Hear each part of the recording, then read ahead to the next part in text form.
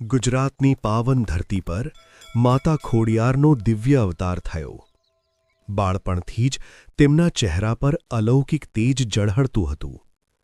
તે સમયમાં એક અહંકારી રાજા પ્રજાઓ પર અત્યાચાર કરતો હતો. લોકો દુઃખી હતા, પણ કોઈ બોલવાની હિંમત નહોતી. ત્યારે માતા ખોડિયારે ધર્મ અને ન્યાયની રક્ષા માટે સ્વરૂપ ધારણ કર્યું. નદીમાંથી તેઓ મગરમચ્છ પર વિરાજમાન થઈ પ્રગટ થયા.